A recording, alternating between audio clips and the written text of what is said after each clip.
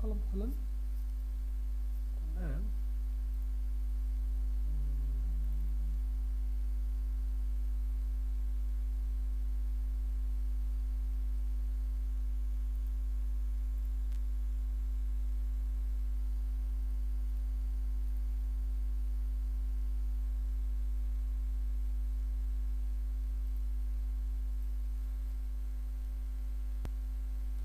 এখানে কি লেখা আছে একজন একটু পড়েন তো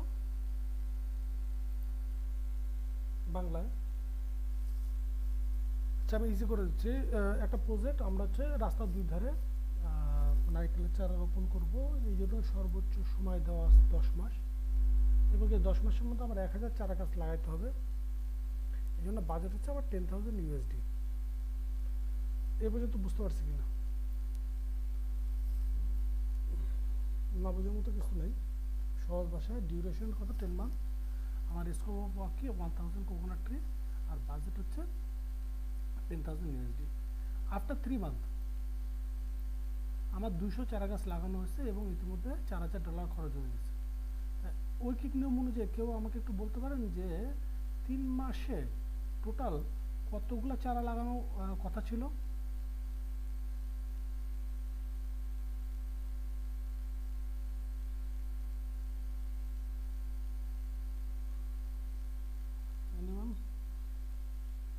ক্লাস 5-এ আমাদের এই ঐকিক নিয়ম ছিল, 5 না 6-এ মনে হয়।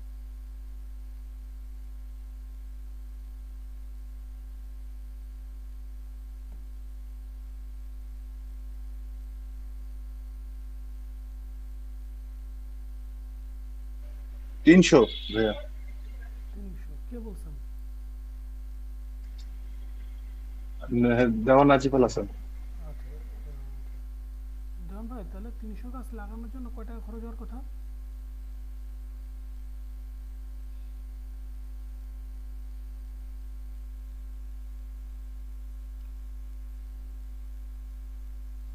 একশো গাছ লাগাইতে যদি $10,000 খরচ হয়, তাহলে 300 গাছ লাগাইতে কত টাকা খরচ হবে?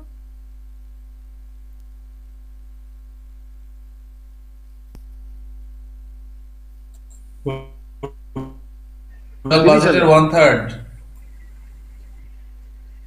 1/3 কেন হবে?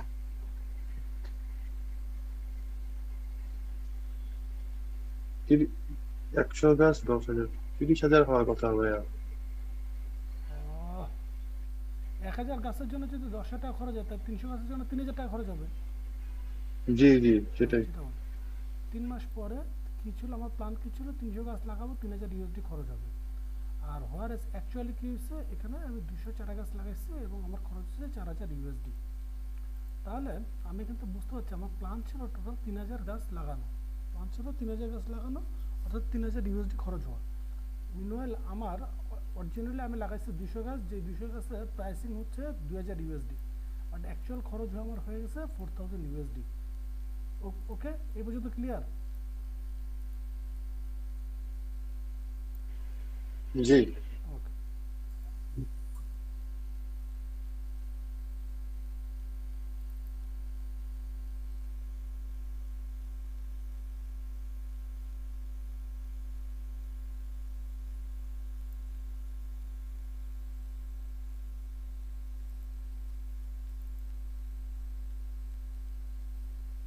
তাহলে আমি যদি এখন দেখি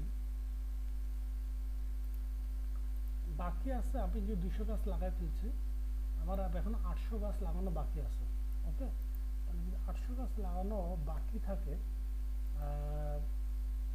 এই 800 গাছ লাগাইতে আমার এখন টোটাল কত টাকা খরচ হবে, অর্থাৎ প্রজেক্টটা আমার এখন শেষ যদি করতে চাই তাহলে আমার কত টাকা খরচ হবে।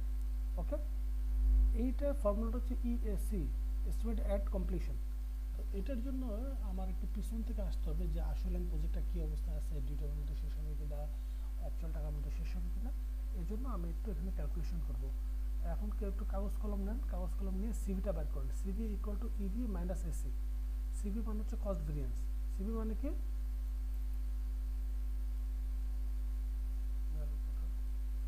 সিভি মানে কি? Cost variance. CV equal two হচ্ছে ইভি মাইনাস এসি। করে ফেলেন, কত আছে দেখেন।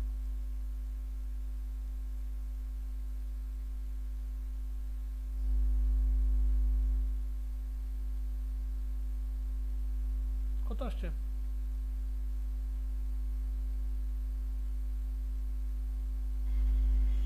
হ্যাঁ, আরেকবার একটু যদি বলতেন। আচ্ছা একটু, আচ্ছা এটাকে লিখেন, CV equal to EV minus AC, লিখছেন? জি। আচ্ছা,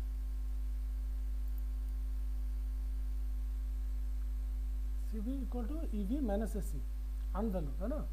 ইভি কত 2000, আর এসি কত 4000। এটা বুঝতে পারছিলাম?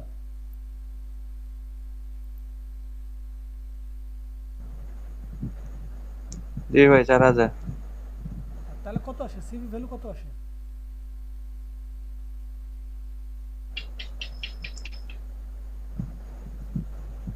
এটা মাইনাস $2000 আসার কথা। আচ্ছা, আসার কথা মানে কি, আসবে, এটাই আসবে। জি জি। আচ্ছা তাহলে আমরা এখন সিভি পেয়ে গেলাম। এখন সিভি আমরা সূত্রটা কি জানছি, সিভি ইকুয়াল টু হচ্ছে ইভি মাইনাস এসি। এখন ইভি থেকে এসিটা বিয়োগ না দিয়ে আমি যদি ইভি ডিভাইডেড বাই এসি দিই, ইভি ডিভাইডেড বাই এসি, তাহলে আমি এখানে পাবো হচ্ছে সিপিআই। একটা প্রজেক্টের ক্ষেত্রে সবচেয়ে important for a contractor part সবচেয়ে ইম্পর্ট্যান্ট হচ্ছে সিপিআই, আর ফর এ এমপ্লয়ার্স পার্ট সবচেয়ে ইম্পর্ট্যান্ট অংশ হচ্ছে এসপিআই। তো আমি এখন সিপিআইটা বের করে ফেলি। সিপিআই আমি সূত্রটা কি বলছি, সিভির যে সূত্র একই সূত্র, জাস্ট ওখানে মাইনাস না ডিভাইডেড হবে। তাহলে সিপিআই ইকুয়াল টু হচ্ছে ইভি ডিভাইডেড বাই এসি। তার ভ্যালু কত আসে বলো? 0.5। ওকে 0.5। এবার আমরা এসবিটা বের করি। এসবি ইকুয়াল টু হচ্ছে ইভি মাইনাস পিভি। ইভি তো আমরা আগের থেকে জানছি, আনভ্যালু হচ্ছে 2000, আর প্ল্যান ভ্যালু হচ্ছে আমার কত ছিল 3000। তাহলে 2000 মাইনাস 3000, এসবি ইকুয়াল টু হচ্ছে মাইনাস 1000, বুঝছো? জি জি। আচ্ছা তাহলে এসপি আর ভ্যালুটা কত আসে বের করেন।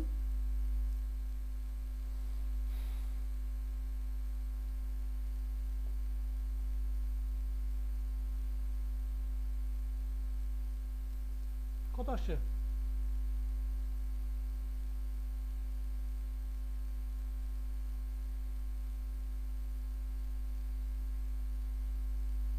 2000 divided by 3000।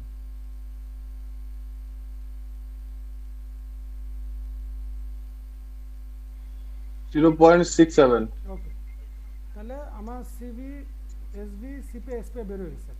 এবার আসেন নাম্বার 7 নম্বরে যে ফর্মুলা আছে ইএসি, যেটা আমাদের টার্গেট আসলে বের করা, এস্টিমেটেড এট কমপ্লিশন। যেহেতু আমার প্রজেক্টটা যেভাবে চলার কথা ছিল সেভাবে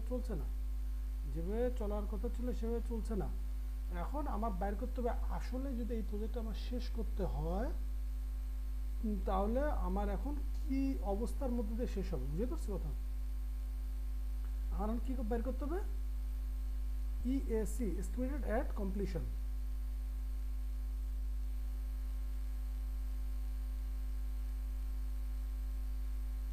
এখন এখানে তিনটা ফর্মুলা আছে, একটা দুইটা তিনটা, 1 2 3, তিনটায় বের করে ফেলেন, অ্যান্সার কত আসে বলেন। আচ্ছা এর মাঝখানে যে বাজেটেড এট কমপ্লিশন কত, আমার পুরো বাজেট কত ছিল 10,000 USD. Okay 10,000 USD divide by CPI value কত আসছে 0.5, পাইছেন?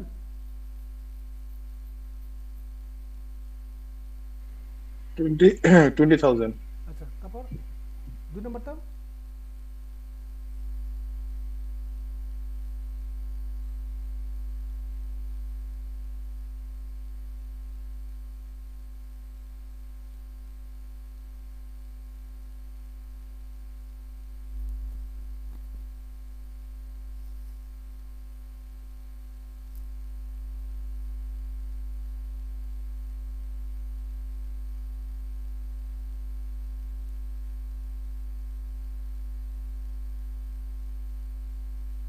কত আসে? ভাই 22,000। হুম 20, 22,000। হ্যাঁ ফেয়ার ফেয়ার, ঠিক আছে। ওটা 3 নম্বরটা,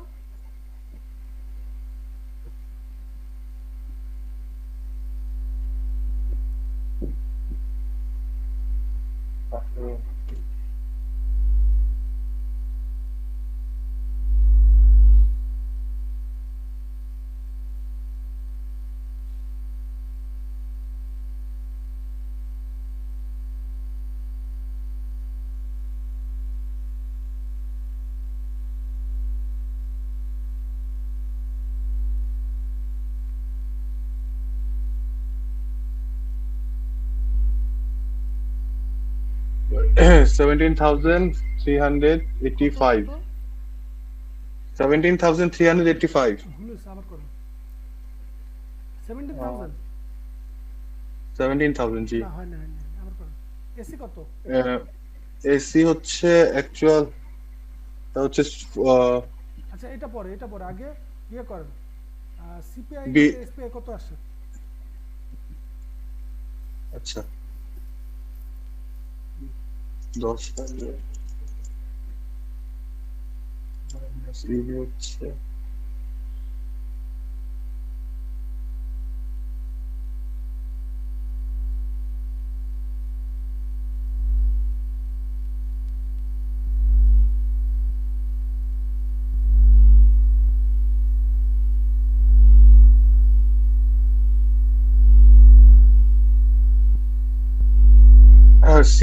সিপিআই ইন্টু এসপিআই 1.17 1.17 হলে তারপর এটার সাথে ভাগ ডিভাইড করেন। আহ, হচ্ছে বিএসি আপনার 10,000 হুম, মাইনাস আনভ্যালু 2,000 8,000 8,000 এটাতে ভাগ দেন, কত আসে? ভাগ 1.17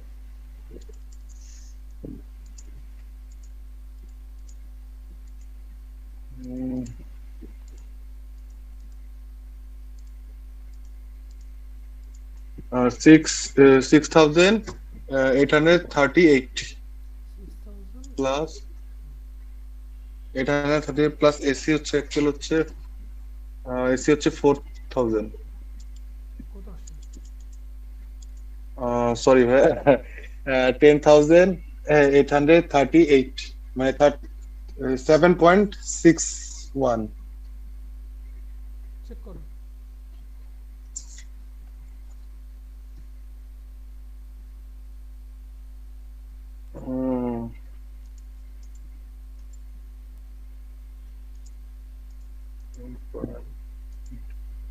ও ভাই আমার ইসের ভ্যালুটা ভুল ছিল সিপিআইএসপি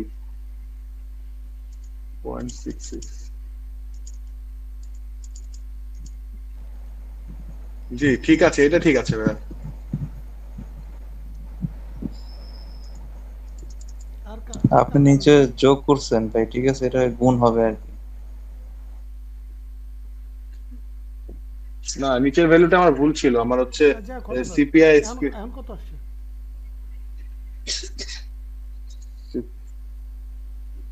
0.5 into 66.013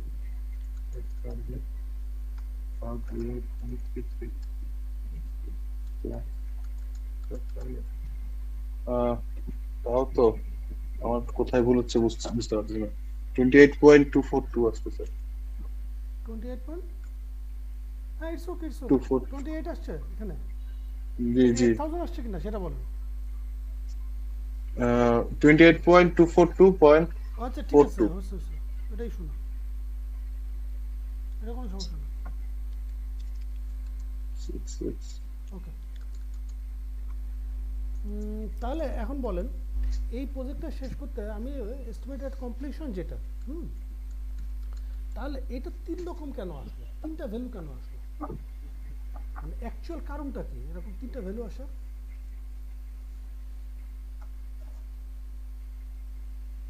এনি আইডিয়া? কারণ প্রথমটার ক্ষেত্রে যেটা হয়েছে যে আমরা এটা কনসিডার করছি যে দেখো, এটা যখন করা হয়েছে, যে রেট শিডিউল অনুযায়ী করা হয়েছে, সেই রেট শিডিউল অনুযায়ী সম্পূর্ণ পরিবর্তিত পরিস্থিতি অনুযায়ী, মার্কেট প্রাইস অনুযায়ী যে টাকাটা লাগছিল, অর্থাৎ আমার এখানে খরচ হচ্ছিল অলমোস্ট ডাবল। এক একটা চারার দাম পড়ছে $20 করে, যেখানে আমার এস্টিমেট ছিল কত, $10। তো $20 করে যদি আমি 2,000 গাছ লাগাতে চাই, তাহলে কত খরচ হবে? $20,000 খরচ হবে, যেটা প্রথমে আসছে। এটা বুঝতে পারছি? জি ভাই। ভাই ভাই আরেকটু আচ্ছা, আরেকবার একটু আচ্ছা, একবার আপনারা রেসপন্স করবেন, দেখবেন যে ইনশাল্লাহ ক্লাস অনেক ইয়ে হবে, ইন্টারেক্টিভ হবে। রেসপন্স করবেন না, ঝটপট শেষ হয়ে যাবে। না বুঝলেও জিজ্ঞেস করবেন। যেমন এখানে 200 গাছ লাগাইতে, প্রথম 3 মাসে আমার 200 গাছ লাগাইতে $4,000 খরচ হয়েছে। অর্থাৎ প্রতি গাছের পিছনে আমার অন এভারেজ 20 ইউএসডি করে খরচ হচ্ছে।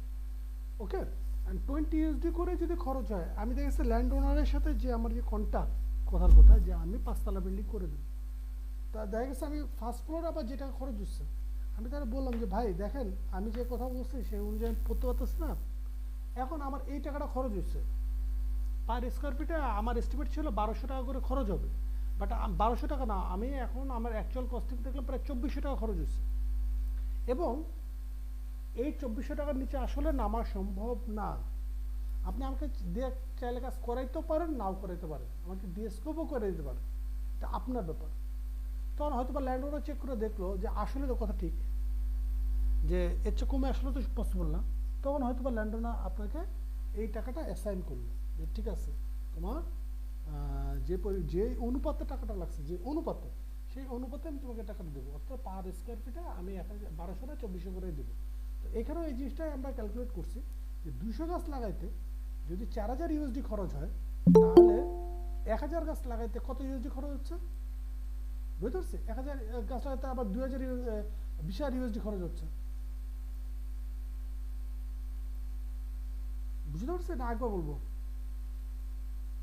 ইনিশিয়ালি আমাদের টার্গেট ছিল 1000 গাছ যখন লাগাবো পার গাছে আমার $10 করে খরচ হবে। $10 জি ভাই, বুঝতে 3 পারছি। মাস পরে আমি কি দেখতেছি আমার হিসাবে কত ডলার করে খরচ হচ্ছে, এবারে যে একটা গাছের পিছনে 20 $20 করে খরচ হবে, তাহলে একটা গাছের জন্য যদি $20 করে খরচ হয়, তাহলে 1000 গাছের জন্য কত ডলার খরচ হবে? ডাবল খরচ হচ্ছে আর কি, 10,000 তো 20,000 20,000। ওকে, ক্লিয়ার এটা? জি জি নাম্বার 2 ফর্মুলা কোনটা ছিল? AC plus BAC minus AB. এই ফর্মুলাটার মিনিংটা হচ্ছে এইভাবে সহজ বাংলায়, যে এর আগে যা হওয়ার হয়েছে, এর আগে ফার্স্ট ফ্লোরে আমার সাবস্ট্রাকচারে বেশি খরচ আছে, অন্যান্য খরচ আছে, বাকি যে যতটুকু কাজ আছে আমি আমার যে আগে যে রেট ছিল সেই রেট অনুযায়ী আমি করে দিব। আমি যদি দেখি তাহলে 200 গাছ লাগাইতে 4000 ইউএসডি খরচ হয়েছে, বাকি আছে কত গাছ? 800 গাছ। 800 গাছ লাগাইতে তাহলে আমার কত? 8000 টাকা খরচ হচ্ছে। ক্লিয়ার? 8000 আর 4000 কত?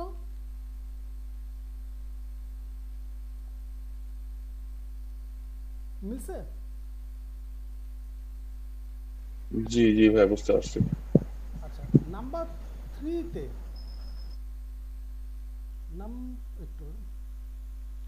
Number 3 AC plus BSC minus EV divide by CPI square. আচ্ছা, এখন ফার্স্ট একটু আমরা একটু বটম টু টপে যাই, সো টপ টু বটমে আসি। এখানে দেখেন 27,880 ইউএসডি খরচ হচ্ছে। রিজনটা হচ্ছে উপরে যে দুটো ফর্মুলাতে আমরা যখন কাজটা করছি সেখানে আমরা কোনো ধরনের শিডিউল ভেরিয়েন্স আমরা ক্যালকুলেট করি নাই, অর্থাৎ আমরা ওইটার ক্ষেত্রে আমরা ধরেই নিছি আমাদের যে প্রি এস্টিমেটেড যে 10 মান্থ আছে, 10 মান্থে কাজ শেষ হবে। বুঝতে পারছি কথা? কিন্তু আমি যখন 3 নম্বর ফর্মুলা ইউজ করছি তখন আমি ধরে নিচ্ছি 10 মান্থে এই কাজ শেষ হবে না।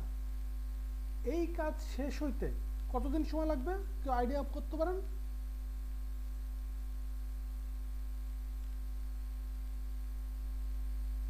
প্রথম দুইটার ক্ষেত্রে কিন্তু প্রথম দুইটা ফর্মুলার ক্ষেত্রে আমি ধরে নিয়েছি 10 মান্থের ভিতরে কাজ শেষ হবে, এটার জন্য এডিশনাল এই কস্টিং লাগবে। কিন্তু 3 নম্বর ফর্মুলাতে আমি ধরে নিচ্ছি আমার টাইমও বেড়ে যাবে, ওই টাইমের ভিতরে কাজ করা সম্ভব হবে না। তাহলে আমাকে বলেন যে আমার রিস্কেডিউল অনুযায়ী, আপডেটেড বেসলাইন অনুযায়ী, তাহলে আমার এখন কত মাস সময় লাগবে?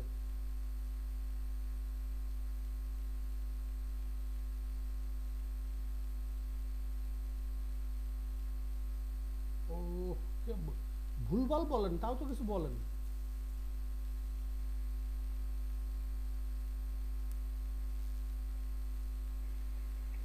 ভাইয়া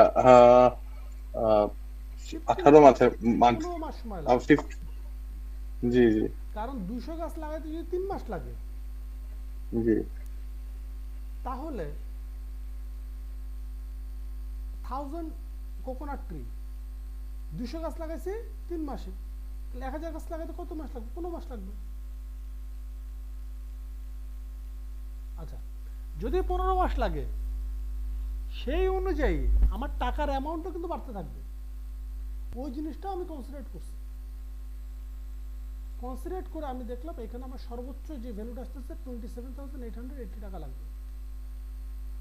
ওকে, আচ্ছা, এটা হচ্ছে এস্টিমেটেড কমপ্লিশন। এগুলো ডিটেল ইউজার পরে যাব। আচ্ছা, সেক্ষেত্রে আমাদের জানতে হবে যেটা অ্যাজ এ কন্ট্রাক্টর সাইড, আপনি যখন কন্ট্রাক্টর সাইডে আছেন তখন এখানে এই সিপিআই হচ্ছে আপনার one of the most important thing. কিন্তু যখন আপনি কনসালটেন্ট সাইডে আছেন বা এমপ্লয়ার সাইডে আছেন তখন আপনার মোস্ট ইম্পর্টেন্ট থিং কি? এসপিআই।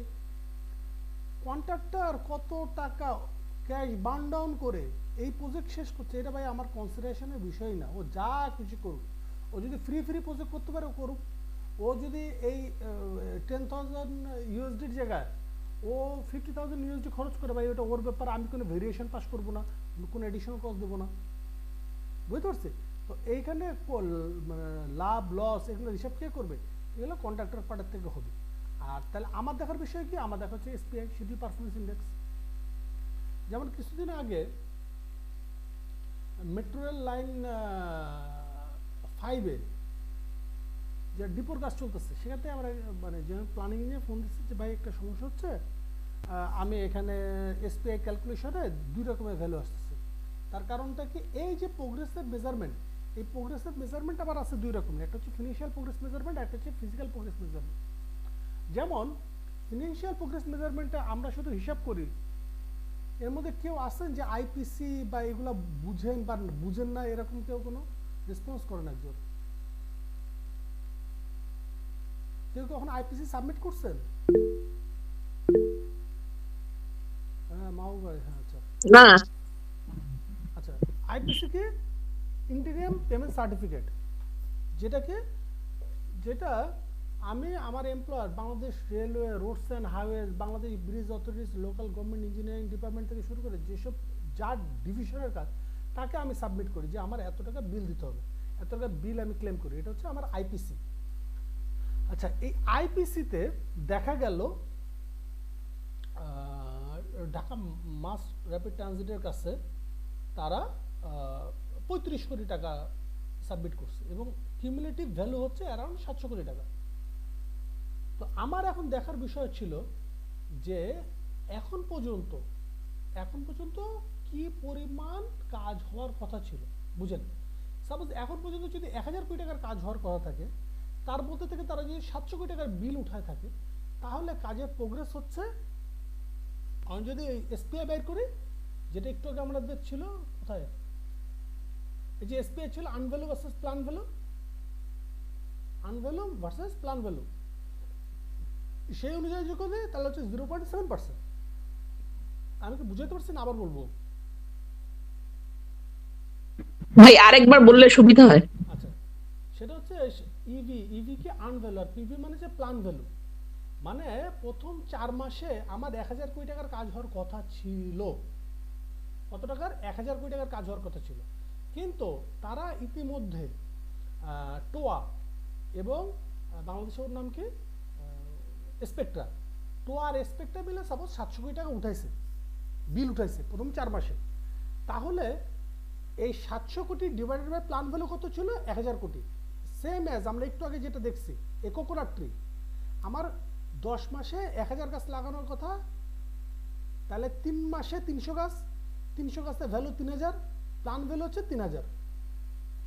এই সেম ক্যালকুলেশন বা সেম মেথোডোলজি ইউজ করে আমরা দেখলাম আমাদের হওয়ার কথা ছিল 1000 কোটি, কিন্তু হয়েছে কত? 700 কোটি। তাহলে 0.7% হচ্ছে আমার প্রোগ্রেস। এখন যে আমাকে ফোন দিছে, সে বলতেছে যে হাসিব ভাই, তাহলে কি আমরা এখানে ফিনান্সিয়ালটা নিব নাকি ফিজিক্যালটা নিব? কারণ প্রোগ্রেস আবার হচ্ছে 2 ধরনের হয়, একটা হচ্ছে ফিনান্সিয়াল প্রোগ্রেস, একটা হচ্ছে ফিজিক্যাল প্রোগ্রেস। ফিনান্সিয়াল প্রোগ্রেস যেটা একটু আগে যেটা বললাম, আইপিসি থেকে আমি কত টাকা উঠাইছি। আর ফিজিক্যাল প্রোগ্রেস কি? ফিজিক্যাল প্রোগ্রেস হচ্ছে যে সবসময় ফিনান্সিয়াল প্রোগ্রেস দিয়ে প্রজেক্টের ভ্যালু ক্যালকুলেট করা সম্ভব হয় না। তার কারণ হচ্ছে মানে এই সমস্যায় পড়েনি কোনো সিনিয়র প্ল্যানিং ইঞ্জিনিয়ার, এটা হতেই পারে না। প্রজেক্টের শুরুতে যে মোবিলাইজেশনে যে টাকাটা আসে, 15% টাকাটা আসলো বা 10% টাকাটা আসলো, তখন আবার কী হচ্ছে, দেখানো হচ্ছে যে এই 15% টাকা কিন্তু ইতিমধ্যে কন্ট্রাক্টর উঠাই নিছে, অর্থাৎ কনজিউম করে ফেলছে। আমার কথা কি আপনারা বুঝতে পারতেছেন? কিন্তু এই 15%-এর তো সে এখনো কাজ করেনি।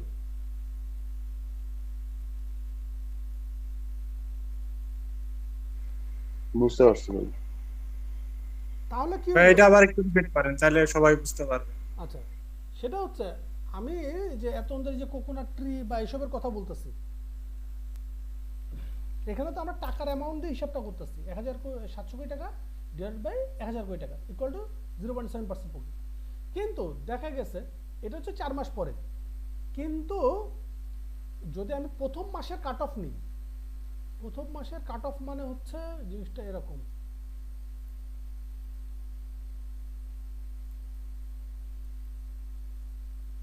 আচ্ছা এটা এটা না, এটা না,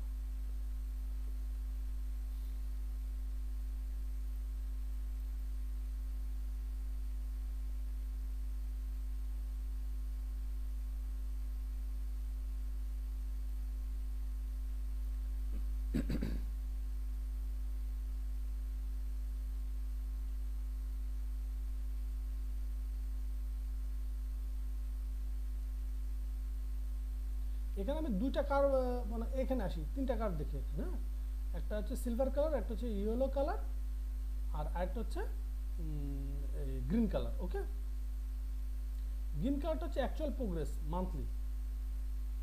ওকে, আর এই দুটার মধ্যে একটা ক্যালকুলেট করি। তো সেই অবস্থায় দেখেন এইখানে আমার হওয়ার কথা ছিল, হচ্ছে এটা দেখি একটু, আমার 0.3% কাজ হওয়ার কথা ছিল, এবং অ্যাজ পার 0.3%, কিন্তু ওই মাসে আমাকে দেখাচ্ছে 0.71% কাজ হয়েছে। এই ধরনের প্রবলেম কেন হয়? তার কারণ হচ্ছে যখন আপনি মোবিলাইজেশনে যে 15% টাকাটা উঠায় ফেলেন, সেই টাকাটা তো তখনও খরচ করেননি, কিন্তু কাগজে কলমে দেখা যাচ্ছে কিন্তু আপনি 15% টাকা উঠায় ফেলছেন। তাহলে ওই মাসে দেখাচ্ছে, সাপোজ ওই প্রথম মাসে আপনার অনলি 50 কোটি টাকার কাজ হওয়ার কথা, কিন্তু 15%-এ আপনি প্রায় 150 কোটি টাকা উঠে ফেলছেন। তাহলে তো এখন দেখাবে আপনার কাজের চেয়ে প্রায় 3 টাইমস বেশি প্রোগ্রেস হয়েছে। তাহলে এটা সলভ আমি কিভাবে করতে পারি? এটা সলভ আমি করতে পারি ফিজিক্যাল পার্সেন্টেজ অনুযায়ী। তাহলে ফিজিক্যাল পার্সেন্টেজ অনুযায়ী কিভাবে করে, সেটা হচ্ছে আরও অনেক ডেপথ ক্যালকুলেশন, এটা আপনাদের এই শর্ট টাইমের ভিতর করানো সম্ভব না। কখনো যদি আপনারা কখনো ওই ধরনের রোলে যান, then I will provide your all resource, এবং কীভাবে করতে হবে সেটা বলে দেবো। সেটা হচ্ছে ম্যান আওয়ার ক্যালকুলেশন অথবা কনজিউমেবল পার্মানেন্ট ম্যাটেরিয়াল ক্যালকুলেশন। যে সাপোজ আমি একটা সহজ উদাহরণে আসি, সাপোজ ল্যান্ড ডেভেলপমেন্টের ওয়ার্ক, আমার এখানে 3 লাখ সিএফটি বালি ভরাট করার কথা, আমার এই 3 লাখ সিএফটির ভিতর অনলি 1 লাখ সিএফটি হয়েছে বা 10,000 সিএফটি হয়েছে। বুঝতে পারতেছেন কথা? তো সেই ক্ষেত্রে আমি টাকা দিয়ে ক্যালকুলেশন না দিয়ে কিভাবে ক্যালকুলেশন করতেছি, রিসোর্স দিয়ে ক্যালকুলেশন করছি।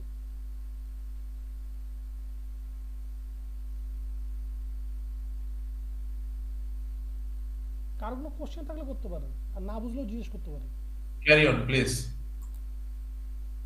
ওকে, তাহলে একটা হচ্ছে কি পাইলাম আমরা ফিনান্সিয়াল প্রোগ্রেস, আর একটা কি পাচ্ছি ফিজিক্যাল প্রোগ্রেস।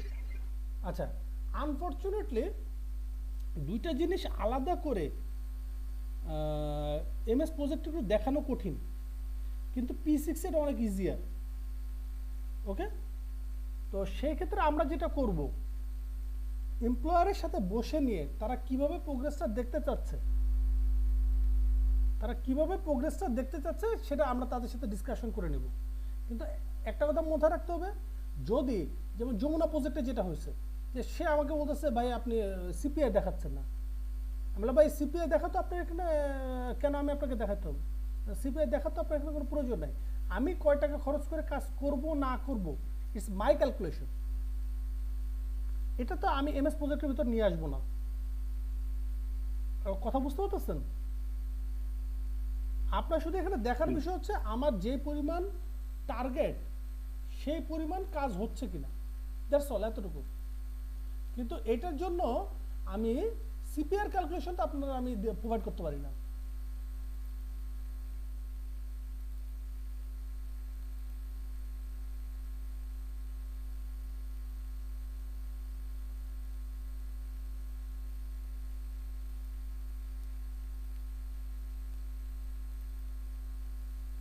আমি একটা ফাইল ওপেন করে আশা করি বুঝতে পারবেন।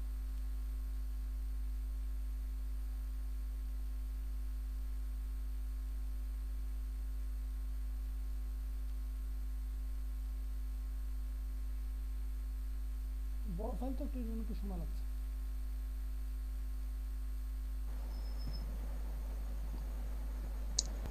আচ্ছা ভাই, আপনি যেটা বলতেছেন সেটাতে অ্যাজ এ কন্ট্রাক্টর হিসেবে বলতেছেন, ঠিক না? এখন যে আপনাকে সিপিআই মানে সাবমিট করতে বলতেছে, সে তো কনসালটেন্ট, সে তো জিজ্ঞেস করতেই পারে যে এত টাকা কস্ট হওয়ার কথা ছিল, তা সেখানে না, আপনি সেটা এত জিজ্ঞেস টাকা করতে পারে না নিছেন। তো। কেন জিজ্ঞেস করতে হবে? কারণ আমি তো তার কাছ থেকে যে টাকাগুলো উঠাচ্ছে এটা তো আইপিসি দিয়ে উঠাচ্ছে, সেটা মেজারমেন্টে হোক আর লামসামে হোক। সে দেখতে পারে আমার কাছে ফিনিশ ভেরিয়েন্স দেখতে পারে। যেমন জি ভাই। 30শে জুন পর্যন্ত আমার কত পার্সেন্ট কাজ হওয়ার কথা ছিল পুরো প্রজেক্টের? 62%, বাট আমার হয়েছে কত? 51%। আমি যদি এসপিআই দেখতে চাই,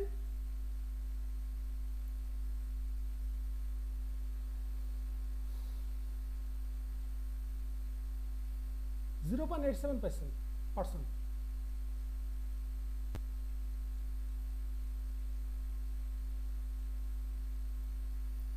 আমার পুরো প্রজেক্ট যে শেষ হবে, বেসলাইন ফিনিশ আর ফোরকাস্টেড ফিনিশের মধ্যে ডিফারেন্স কত দিন? 717 দিন।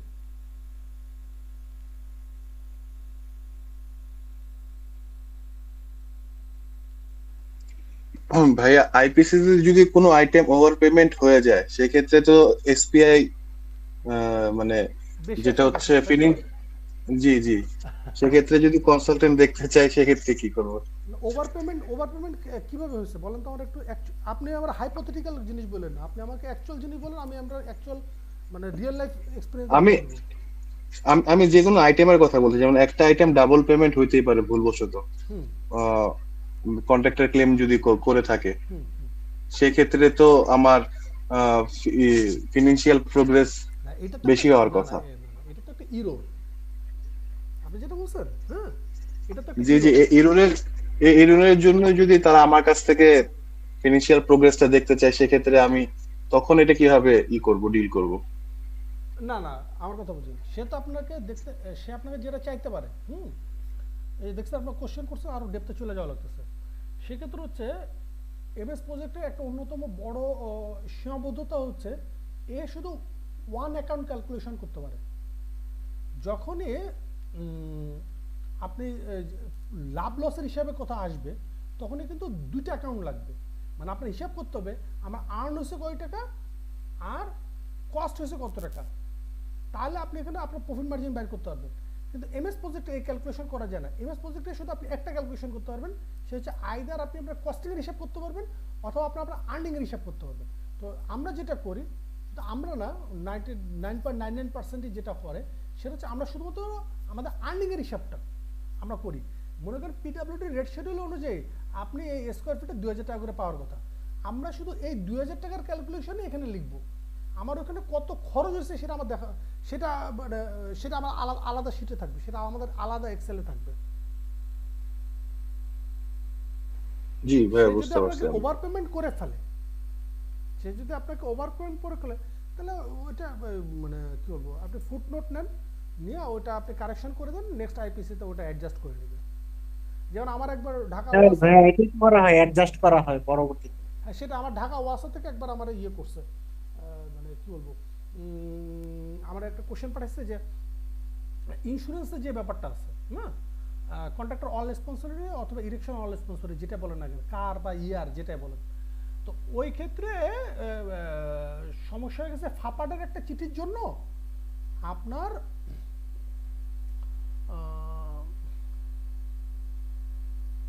কীভাবে বুঝেন, মানে ফাপার চিঠি দিচ্ছে যে ওরা যে ইন্স্যুরেন্সটা করছে কন্ট্রাক্টর, এই ইন্স্যুরেন্সটা অ্যাকসেপ্টেবল না, কথার কথা। এখন আমারে ওই ঢাকা ওয়াসা থেকে বলতেছে যে তাহলে কি আমরা এখন তাদের ওই আইপিসিতে আটকাই দেবো কিনা, কারণ আমরা তো প্রেশার আছি, অ্যাজ এ এমপ্লয়ার সাইড আমরা প্রেশার আছি, এবং আপনারা যারা এসব মানে ফান্ডেড প্রজেক্টের সাথে ইনভলভ আছেন তারা জানেন যে এমপ্লয়ার বলেন, এলজিডি বলেন আর আরএসডি বলেন, যেই ঘর ডিবি বলেন না কেন, ফাপাটারে সবাই ভয় পায়, মানে বললাম তো সবাই ভয় পায়, মোরালে সবাই ভয় পায়। তো ফাপাটার ওই চিঠি অনুযায়ী আমরা বলতেছে যে তাহলে কি আমরা ওদের আইপিসি আটকাই দেবো কিনা। হ্যাঁ, তখন আমি বললাম যে না, এটা করাটা ঠিক হবে না, আপনি অ্যাজ পার আমাদের মানে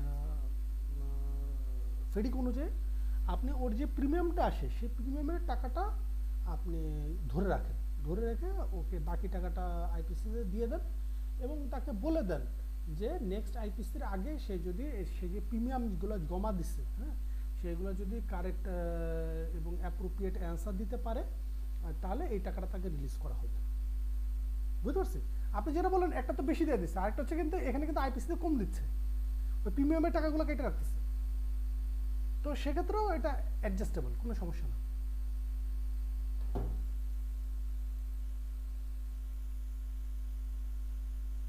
আচ্ছা, কোথায় ছিলাম?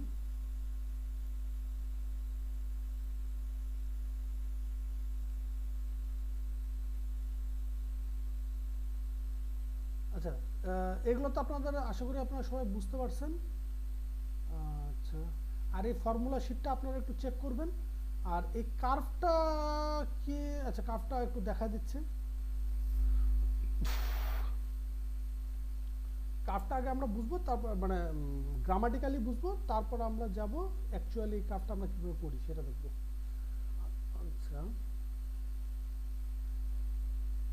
এক্স অ্যাক্সিস বরাবর সবসময় থাকবে টাইম, এটা একদম মনে করেন গোল্ডেন রুলস বা থাম, মানে যেটা লিখান।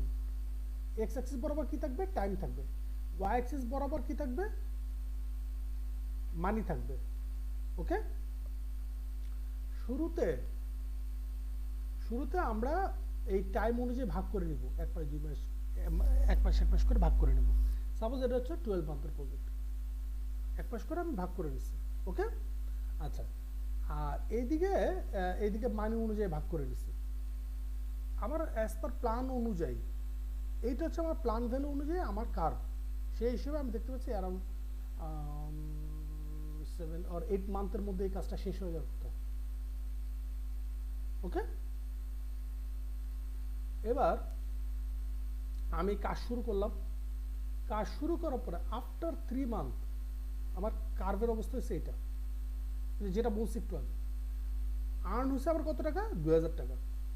কিন্তু আমি যদি খরচের হিসাবটা দেখি, খরচের কার্ভটা দেখি, খরচ হচ্ছে আমার 4000 টাকা।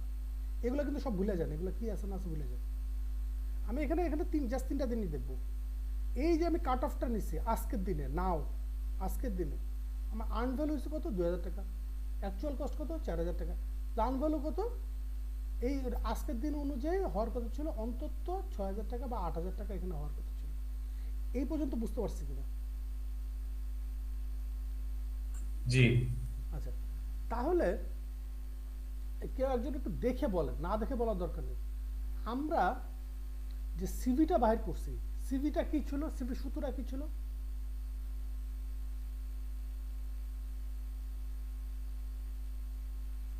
কেউ লিখেন নাই কাগজে?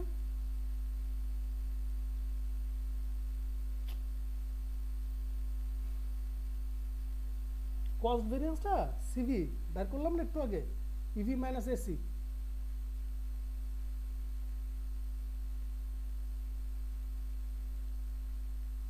ভাইয়া cost variance equal to actual EV actual minus cost, AC.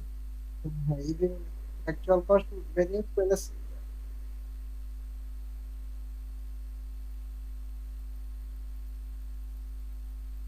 EV minus AC পাইছি?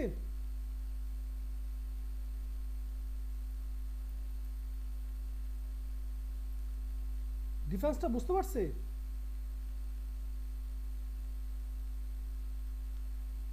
জি জি। এটা হচ্ছে কস্ট ভেরিয়েন্স, ইভি আর এসি এর মধ্যে ডিফারেন্স। আর এসভি কি বের করছিলাম, শিডিউল ভেরিয়েন্স কি বের করছিলাম?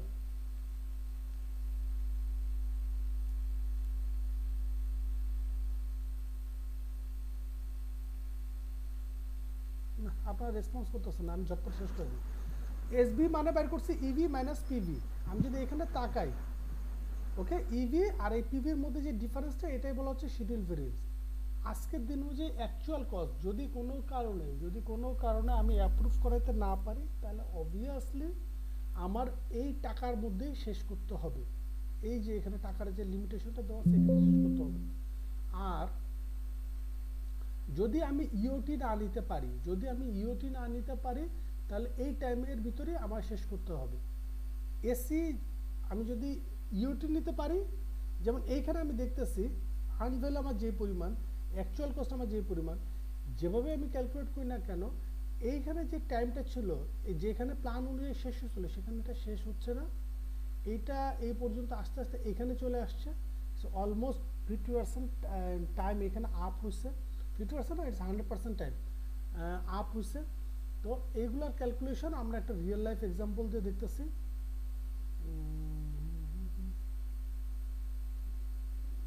আচ্ছা,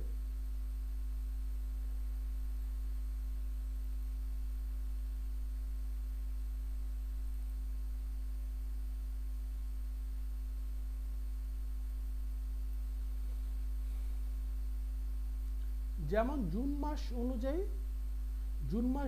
মাসে আমার কি পরিমাণ কাজ হওয়ার কথা ছিল, 3.28% কাজ হওয়ার কথা ছিল। হোয়ারেস আমার প্রোগ্রেস সামহাও ওই মাসে বেশি আসছিল, 4.81% আসছিল। কিউমুলেটিভ হচ্ছে 62%, হয়েছে আমার 50%। এই হচ্ছে আমার প্ল্যানের কার্ভ পিভি, আর এটা হচ্ছে আমার ইভি। এখন আপনি বলতে পারেন যে ভাই এখানে কার্ভ ছিল তিনটা, এখানে কেন দুইটা? রিজনটা হচ্ছে একটাই, ভেরি সিম্পল রিজন, যে আগেই বলছি যে এখানে অ্যাকচুয়াল কস্টে যে কার্ভ, সেটা দেখার বিষয় কারণ না, ওকে, সেটা কনসালটেন্ট দেখার বিষয় না। তো আমি এই কার্ভ থেকে আমরা বুঝতে পারতেছি লাইন যেটা আছে, এই লাইনটা হচ্ছে আমার কিউমুলেটিভ, আর এখানে বার যেটা আছে সেটা হচ্ছে আমার মান্থলি প্রোগ্রেস। তো প্ল্যান অনুযায়ী 62% হওয়ার কথা, অ্যাকচুয়ালি 50%, ভেরিয়েন্স আসছে -11.61%। তো এখন পর্যন্ত যে অবস্থা আছে, উই হোপ যে এটা ডিউ টাইমের মধ্যে শেষ হবে। আর একটু আগে যেটা বলছে, এইদিকে হচ্ছে আমার টাইম, আর এইদিকে যে প্রোগ্রেসের কথা বলা হচ্ছে, এই মান্থলি প্ল্যান প্রোগ্রেস যেটা, এই পার্সেন্টেজ, এটা হচ্ছে ফিনান্সিয়ালে কতটুকু হচ্ছে। আর রাইট সাইডে আমার এখানে কি আছে, রাইট সাইডে এটা হচ্ছে আমার টাইমের স্কেলটা আছে। আর কোনো কোশ্চেন আছে?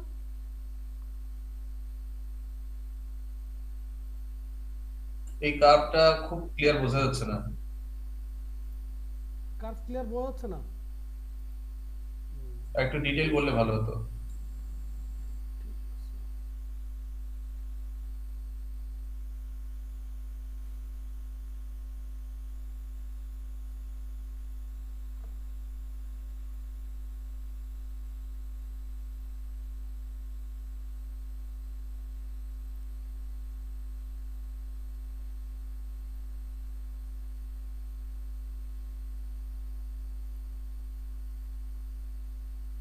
কার্ভটা চাইলে আপনাদের হোয়াটসঅ্যাপ থেকেও খুলতে পারেন। আচ্ছা, এই সেম কার্ভে আরেকটা আছে, আমি দেখাই। ওটা একটু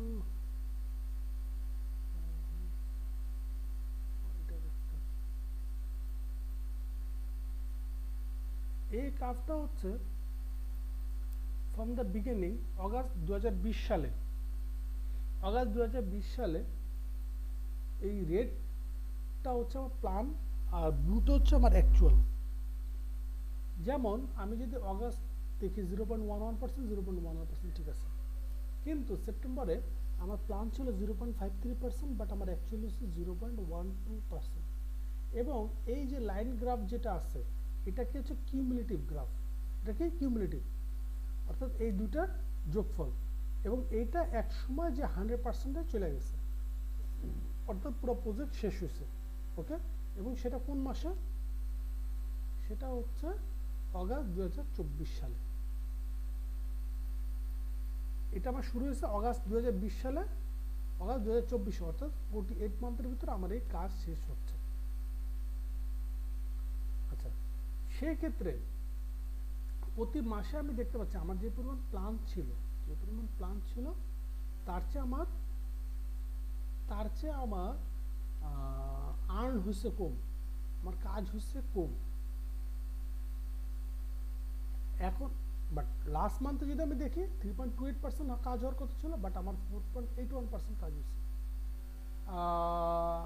এটাও আমার দেখা গেছে জব দিতে করা লাগছে যে কিভাবে এত বেশি কাজ হলো। তো আমি তার বুঝাইলাম যে আমার তো বেশ কিছু, তার আগের মাসে রমজান ছিল, আমি বেশ কিছু কাজ আমার মানে 50% হয়েছিল, সেই কাজগুলো তো আমি তার আগের মাসে প্রোগ্রেসিভিটি দেখাইতে পারিনি, বাট এবার আমি ওগুলো দেখাইতে পারছি। নাম্বার 2 হচ্ছে আমার প্রচুর পরিমাণ প্রকিউরমেন্ট করা ছিল, আমার ম্যাটেরিয়াল গুলো আমি এই মাসে আমি ইউজ করতে পারছি। যাই হোক, এটা হচ্ছে আমার ওই মাসের অনুযায়ী। আর তারপরেই কোশ্চেন আসে, তাহলে কিউমুলেটিভ অনুযায়ী তোমার কি অবস্থা? কিউমুলেটিভ অনুযায়ী জুন 2022-তে আমার টোটাল প্রজেক্টে 62.51% হওয়ার কথা ছিল, মিনওয়েল আমার হচ্ছে 50.90%। ওকে,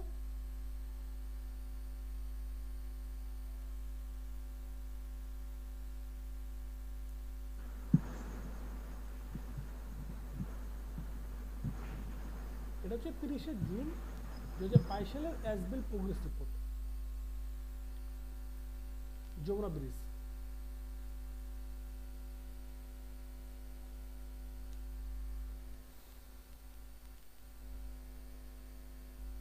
তার আগে যেটা দেখাইছে ওটা ছিল গন্ধপুর ওয়াটার ট্রিটমেন্ট প্ল্যান্টের। আর কিছু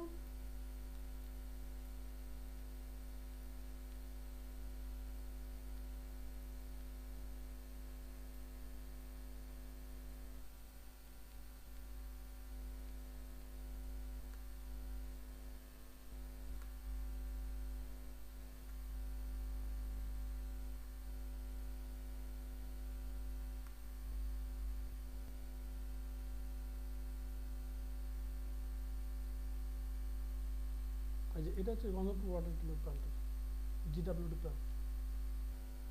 প্ল্যান ভার্সেস অ্যাকচুয়াল।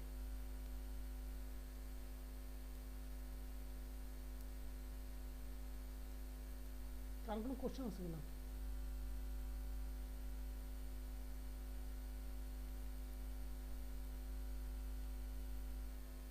আচ্ছা, এর মধ্যে ওই যে গন্ধপুরেরটা একটু ডাটা বেশি ছিল, early start early finish, late start late finish, কিছু ক্যালকুলেশন ওখানে ছিল। বাট এটা আসলে এমএস প্রজেক্টে করাটা একটু কঠিন ব্যাপার। এমএস প্রজেক্টে এটা করা যায় না, এটা P6-এই করি। আর এটা আসলে খুব বেশি যে লেট ফিনিশ যেটা, ওটা আসলে খুব বেশি একটা প্রয়োজন হয় না। কন্ট্রাক্টটা যদি লেট করা ইল্লা মাশাআল্লাহ করবে, এটা কোনোভাবে আটকানো সম্ভব হয় না। তারপরে ইভিএমটা বল ক্লিয়ার কিনা, তা লাগাইতে পারি।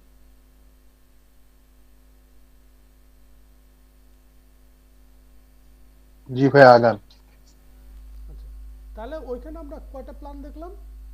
একটু আগে অ্যাসবিল প্ল্যান দেখছিলাম। ওকে, অ্যাসবিল প্ল্যান থেকে আমরা কি করি? রিসোর্স লোড করি এবং প্রতি মাসে শিডিউল আপডেট করি। এ পর্যন্ত ক্লিয়ার কিনা? এতটুকু বুঝছেন কিনা?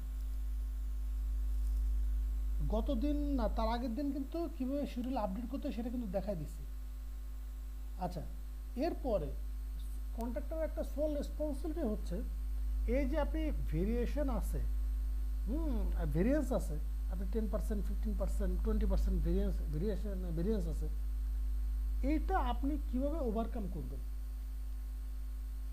তো এটার জন্য আপনার দায়িত্ব হচ্ছে আপনার নিজের খরচে আপনার মিটিগেশন প্ল্যান দিতে হবে। কি দিতে হবে? Mitigation plan. আর সবার পরে হচ্ছে এক্সেলারেশন প্ল্যান। এক্সেলারেশন প্ল্যানটা কি? সেটা হচ্ছে এটার জন্য আপনি এমপ্লয়ের কাছে চার্জ করতে পারবেন যে আমার এই এক্সট্রা টাকাটা দিতে হবে। কিন্তু মিটিগেশন প্ল্যানের জন্য আপনি এমপ্লয়ারের কাছে কোনো কিছু চার্জ করতে পারবেন না।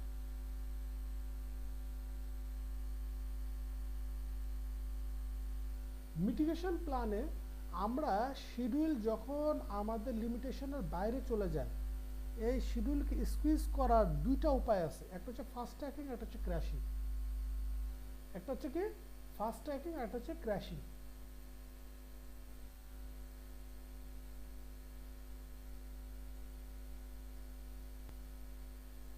এর নিয়ে কারো কোনো আইডিয়া আছে?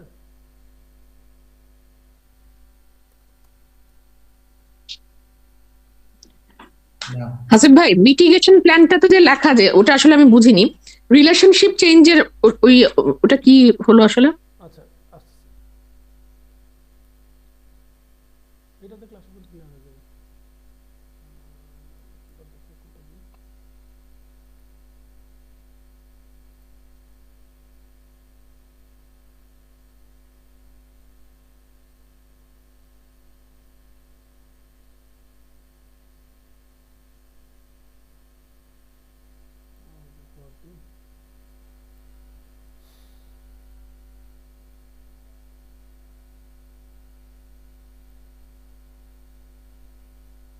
এটা হচ্ছে নর্মালি আমরা নর্মালি জানি একটা কাজ শেষ হবে, একটা কাজ শুরু হবে, দুইটা কাজ আছে, সাবস্ট্রাকচার শেষ হবে, সুপারস্ট্রাকচার শুরু হবে। ওকে, এখানে আমার একটা রিসোর্স লাগতেছে, এখানে আমার একটা রিসোর্স লাগতেছে। This the normal as build. এবার আমি আসি অ্যাজ বিল্ডের পরে আমি কি বলছি, কোনো কারণে আমি দেখতেছি না আমার লেট হয়ে যাচ্ছে, আমার কাজ তো শেষ করতে হবে, তাই না? আর শুরু করতে সাপোজ লেট হয়েছে, তখন আমি এই কাজটা কি শেষ করবো, সেটা হচ্ছে চেঞ্জিং দ্য রিলেশনশিপ। চেঞ্জিং রিলেশনশিপকে আমি এটা ফিনিশ পর্যন্ত ওয়েট করছি না, ফিনিশ হওয়ার 20 দিন আগের থেকেই আমি কাজ শুরু করে দিলাম। বুঝতে পারছি? মানে আমি সাবস্ট্রাকচারের ভিতরে সোকার লাগছিলাম, বাউন্ডারি ওয়াল লাগছিলাম, ল্যান্ডস্কেপিং লাগছিলাম। আমি কি করতেছি, এগুলো শেষ না করে আমার গ্রেড বিম শেষ হয়েছে, একতলার কলাম হয়েছে, আমি উপরে ফাটাফাট আমি সুপারস্ট্রাকচারের কাজ শুরু করে দিয়েছি। দরকার হলে নিচতলা ওয়ারিং পর্যন্ত আমি করে ফেলছি। বুঝতে পারছি কথা? জি আচ্ছা, ওয়ারিং যে ইলেকট্রিক্যাল ওয়ারিং যে করতেছি, এখন এইখানে থেকে আমার সাবস্ট্রাকচারতে লোক আনার প্রয়োজন আছে? বুঝতে পারি এটা কথা। সাবস্ট্রাকচার লোক তো সাবস্ট্রাকচারের কাজ করতেছে, সুপারস্ট্রাকচার লোক সুপারস্ট্রাকচার কাজ করতেছে। মাঝখানে কি হচ্ছে, এই কাজ শেষ না হয়ে আমি সুপারস্ট্রাকচার কাজ শুরু করে দিচ্ছি। তাহলে আমি আশা করতে পারি ডিউ টাইমে কাজটা শেষ করতে পারবো। কিন্তু এতে করে কি হয়, সবকিছু প্রসও আছে, কনসও আছে। নেগেটিভ সাইডটা কি? নেগেটিভ সাইডটা হচ্ছে রিস্ক ফ্যাক্টর বেড়ে যায়। যখনই আপনি প্যারালাল অ্যাক্টিভিটিসে যান, যখনই আপনি কোনো প্যারালাল অ্যাক্টিভিটিসে যান, তখন কি হয়, রিস্ক ফ্যাক্টর বেড়ে যায় না? জি আচ্ছা, এটা গেছে একটা। কিন্তু এটাকে বলছে মিটিগেশন প্ল্যান। এটা কন্ট্রাক্টরকে কি করতে হবে, নিজের খরচে এই কাজটা সে করে দিবে, সেটার জন্য সে এক্সট্রা চার্জ করতে পারবে না। তার কারণ নিজের খরচে কেন বারবার বলা হচ্ছে, কারণ এইখানে তো তার এক্সট্রা রিসোর্স দিতে হচ্ছে না। কারণ আমি যদি দেখি অ্যাক্টিভিটিস এইখান থেকে শুরু করে এই পর্যন্ত, এইখান থেকে শুরু করে এই পর্যন্ত, এই ফাস্ট ট্র্যাকিংয়েও কিন্তু অ্যাক্টিভিটিসের ডিউরেশন কিন্তু কমেনি। কথা ক্লিয়ার? জি আচ্ছা, এবার আসি নিচে ক্র্যাশিং। ক্র্যাশিং এ কি হইতেছে দেখেন, এই রিলেশনশিপ ফিনিশ টু স্টার্ট আমি কিন্তু সেম এই রিলেশনশিপই রাখছি, ফিনিশ টু স্টার্ট, কিন্তু এখানে ডিউরেশন কমে গেছে। হাউ? কারণ আমি এখানে এক্সট্রা রিসোর্স মোবিলাইজ করছি। যেমন আমার এই বেসমেন্টের কাজ দ্রুত উঠানোর জন্য আমি এখানে সাপোজ টাওয়ার ক্রেন ইউজ করছি। বুঝতে পারতেছি কথা? জি শিডিউল কমপ্লিট করে দিছি। সিভিল কম্প্রেশন করছি কিভাবে, ক্র্যাশিং পলিসিতে। ফাস্ট ট্র্যাকিং করে না কিন্তু, কারণ ফাস্ট ট্র্যাকিং এ কি হচ্ছে, এখানে রিস্ক বাড়ে প্যারালাল হচ্ছে, কিন্তু এখানে কোনো প্যারালাল আছে না। No, তাহলে এই ফাস্ট ট্র্যাকিং এর কনস কি ছিল, সেটা হচ্ছে রিস্ক ফ্যাক্টর। আর ক্র্যাশিং এর কনস কি, এডিশনাল শিডিউল এডিশনাল কস্টিং। এখানে আমি দেখেন একটা রিসোর্স দিয়ে হয়ে যাচ্ছিল, সেখানে আমার বেশি লাগতেছে না এখন। একটা টাওয়ার ক্রেনের ভাড়া আছে হুম। অনেক। আমি হেড ক্যারি না করে আমি এসকেভেটর দিয়ে যদি করি আর লং বুম দিয়ে যদি করি, তাহলে আমার ওই লং বুমের ভাড়া আছে না? জি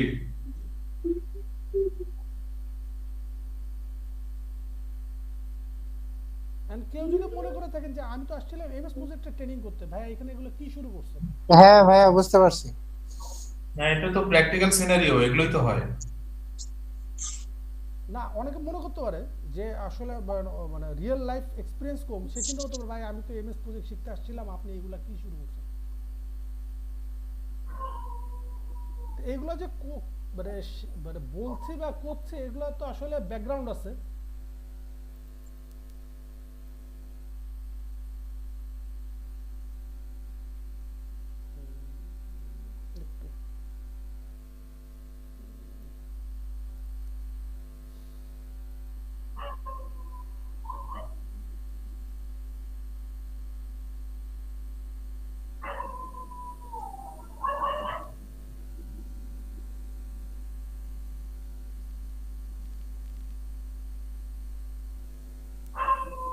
আমার অ্যাজ পার বেসলাইন আমার এই কাজগুলো এই টাইমে শেষ হওয়ার কথা, পুরো প্রজেক্ট 48 মাসের মধ্যে শেষ হওয়ার কথা, অগাস্টের 24 তারিখে শেষ হওয়ার কথা, ঠিক আছে?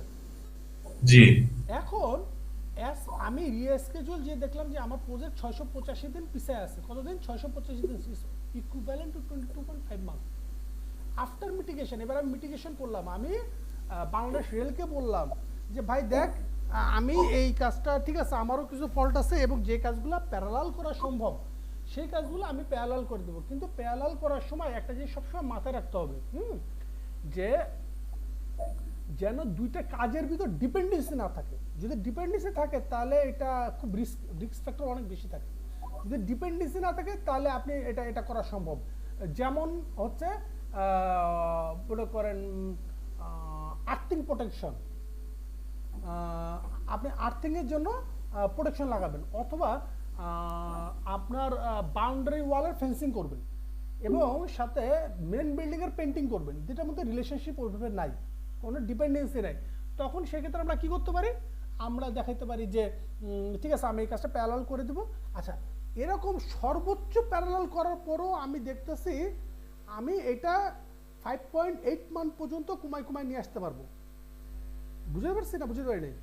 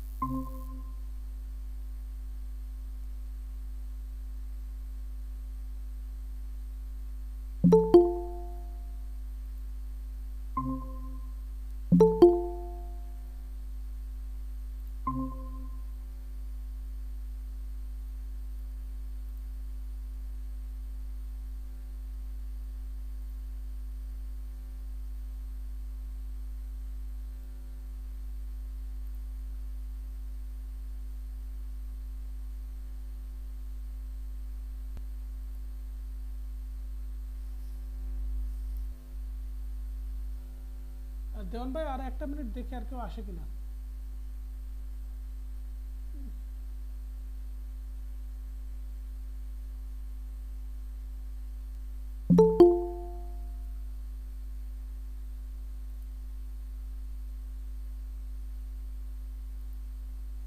যারা যারা ছিল ক্লাসে সবাই আসছে? জি আছি আমি। না আপনাদের পরিচিত কেউ বাদ পড়ছে কিনা? জি ভাই। আচ্ছা ঠিক আছে, আমরা শুরু করি। সেটা হচ্ছে আমি কি বলতেছিলাম যে আমি রিস্কেজুয়াল দেওয়ার পরে দেখলাম 22.5 মান্থ। তখন আমি বললাম যে আমি ঠিক আছে যেসব কাজগুলো প্যারালাল করা সম্ভব আমি এটা করে দিব, তারপরও 5.8 মান্থ ডিলে হবে। ওকে, আচ্ছা এখন আমি যেটা করে দেবো তখন আমার ওকে আবার বুঝাইতে হবে আমি কীভাবে এটা পারবো। আমি বললাম ল্যান্ড সেকশনে increasing the parties and modifying the work sequence of box culvert. হ্যাঁ, তো আমি ওটা বক্স কালভার্ট যেভাবে একটার পর একটা করার কথা ছিল ওটা না করে আমি 2টা বা 3টা এরিয়াতে একসাথে 2-3টা ক্রেন বসে একসাথে করে দেবো। তারপর হচ্ছে রিভার সেকশন আমি কীভাবে করবো, সুপার স্ট্রাকচার আমি কীভাবে কী করবো আমি এখানে সব বলে দিলাম। তারপরে আসতেছে কি আফটার এক্সিলারেশন করে আমি এটা ওই 5.8 মান্থ পর্যন্ত আমার ভেরিয়েশন ছিল, এটা আমি 3.5 মান্থে আনা সম্ভব। কিন্তু এটার জন্য কি করতে হবে, এমপ্লয়ারকে এক্সট্রা পে করতে হবে। যদি এমপ্লয়ার চিন্তা করে যে ঠিক আছে এক্সট্রা কত টাকা লাগতেছে, সাপোজ এত টাকা লাগতেছে আমি এটা করে দিই, আমি এটা এক্সট্রা টাকাটা দিয়ে দিই, ওরা তাড়াতাড়ি করে কাজটা শেষ হয়ে যায়। কারণ এখানে প্রায় 2 মাসের একটা গ্যাপ, 3.5 মান্থ থেকে শুরু করে তাহলে এখানে হচ্ছে 5.8 মান্থ একটা গ্যাপ দেখতে পাচ্ছি। তো ঠিক আছে আমি তাহলে তাকে এক্সট্রা টাকাটা দিচ্ছি। তাহলে সেক্ষেত্রে আমরা এই সর্বোচ্চ 3.5 মান্থের ভেরিয়েশনের ভিতরে আমার এই কাজ শেষ হয়ে যাবে।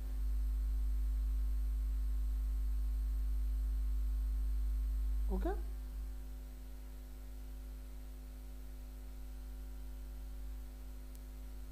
এই মিটিগেশন, এক্সিলারেশন আর অ্যাসবেল এই তিনটা বুঝতে পারছি কিনা আমরা?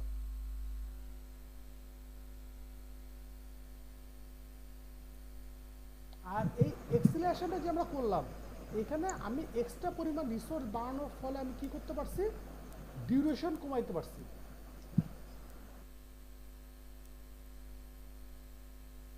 চেঞ্জিং ডিউরেশন কমায় আমি এই প্রজেক্টটা তাড়াতাড়ি করে শেষ করছি।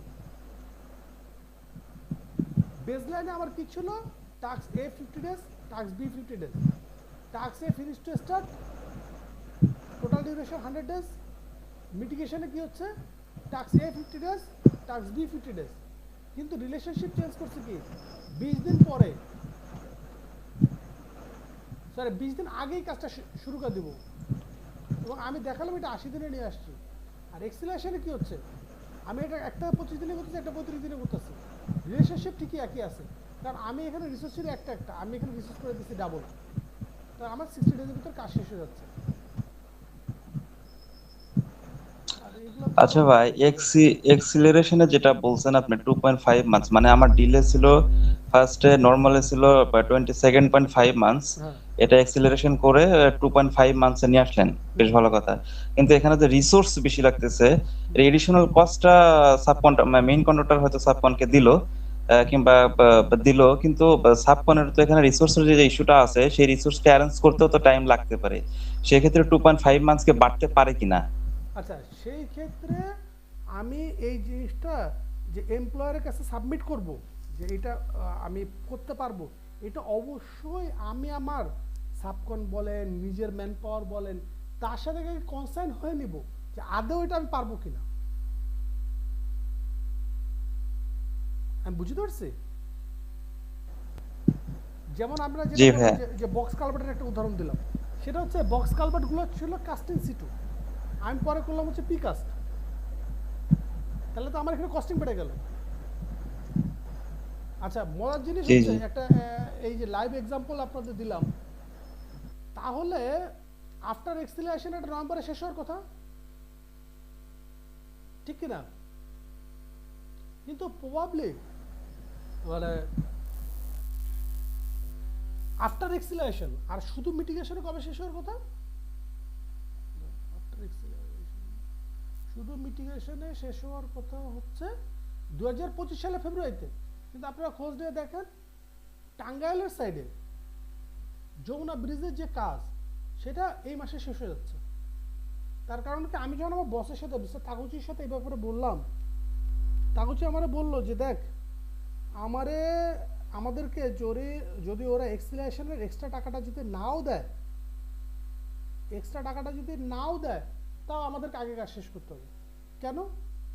তার কারণ হচ্ছে আমাদের এখানে যে ওভারহেড কস্ট, জাপানিজ এমপ্লয়ারদের, জাপানিজ ইঞ্জিনিয়ারদের যে পরিমাণ স্যালারি, ও আমাকে সর্বোচ্চ কয় টাকা দিতে পারবে, কয় টাকা আমি ওর কাছে চার্জ করতে পারবো, যেটা বুঝতে পারছেন? কিন্তু আমাদের লোকাল কোম্পানিরা তো এরকম চিন্তা করে না। আমি ফ্রেঞ্চ একজনের সাথে এর আগে কাজ করছিলাম, ও আমার খুব সুন্দর একটা কথা বলছে যে হাসিব, তখন আমি একটা চাইনিজ কোম্পানিতে ছিলাম। তো ফ্রেঞ্চ যে সে ছিল আমার এমপ্লয়ার সাইডে, সে আর বলতেছিল হাসিব তুমি র্যাপিড কাজ শেষ করো, এখান থেকে মার্জিন করো, প্রফিট মার্জিন করে চলে যাও, অন্য আরেক প্রজেক্ট করো, একটা প্রজেক্ট নিয়ে এখানে ঝুলে থাকো কি জন্য? বললাম স্যার এটা কী করবো, আমি চাইনিজদের তো আমি বুঝতে পারি না।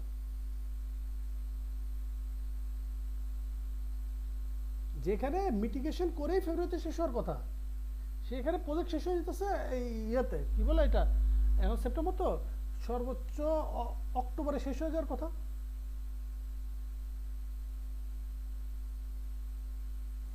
মানে ডিউ টাইমের আরো বহুত আগে শেষ হয়ে যেতেছে এটা। এর মাঝখানে কোভিড ছিল, অন্যান্য আরো যে মায়ানমারে কু হয়েছিল, ওখানে আমাদের স্টিল ফ্রেম আসার কথা ছিল, নো ইস্যু। ওদের কাজ হইতেছে অ্যাজ ওয়েল এজ পর্যন্ত কাজ শেষ করতে হবে, এখান থেকে মুভ করতে হবে, অন্য প্রজেক্ট ধরতে হবে।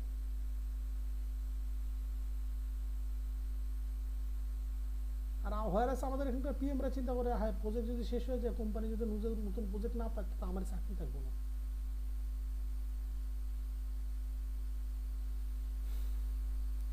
কারো কোনো কোশ্চেন আছে কিনা?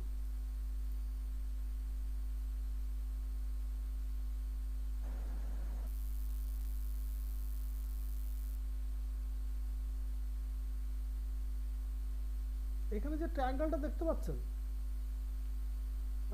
প্ল্যানিং ইঞ্জিনিয়ারের কেন এত বেশি ভ্যালু?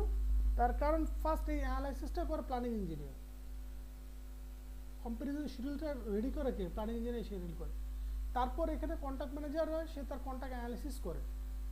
কি কন্ট্যাক্ট অ্যানালিসিস করে? যে এইটা আসলেই এক্সকিউজেবল ডিলে কিনা,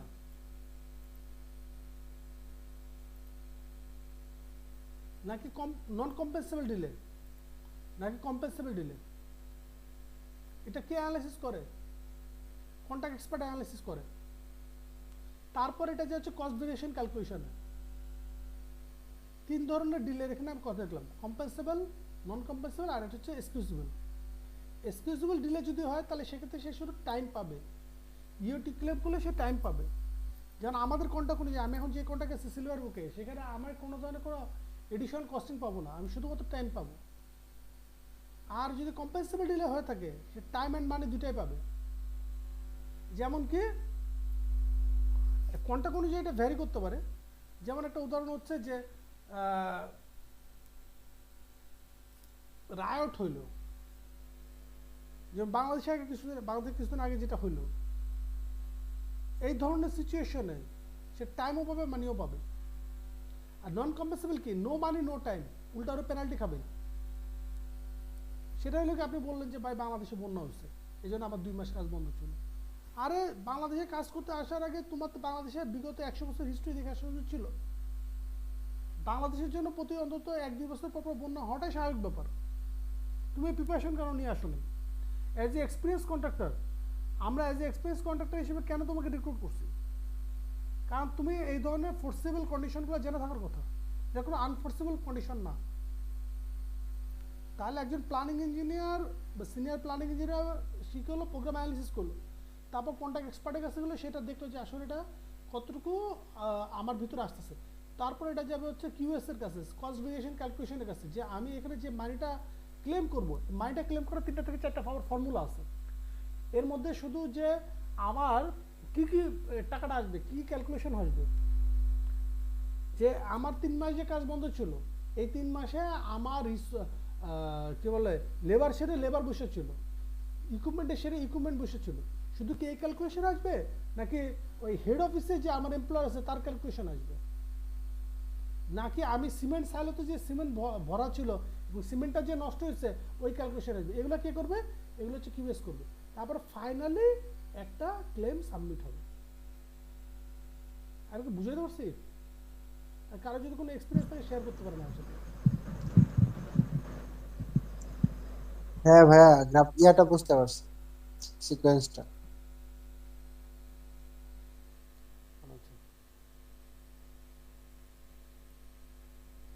আমার মনে হয় আজকে আমরা এখানেই শেষ করি, যদি কারো কোনো কোশ্চেন না থাকে।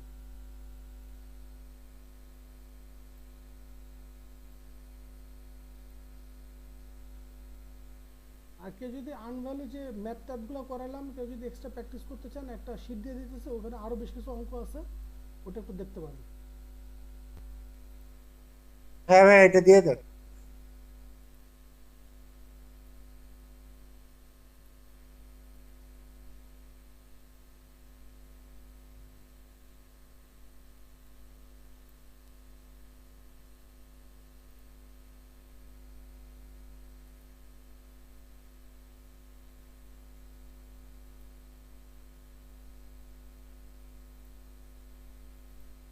আর কোনো কোশ্চেন নাই? ভালো। ভাইয়া অ্যাকচুয়াল কস্ট এবং আর্ন ভ্যালুর ইয়াটা দুটো শীট দিয়ে দিয়ে। আচ্ছা, আনভ্যালুর একটা ফাইল ছিল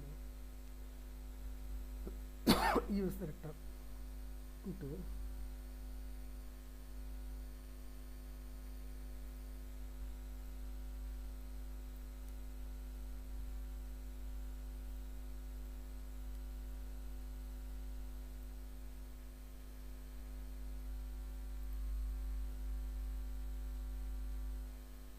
কারো কোনো কোশ্চেন না থাকলে শেষ করে আজকে এখানে।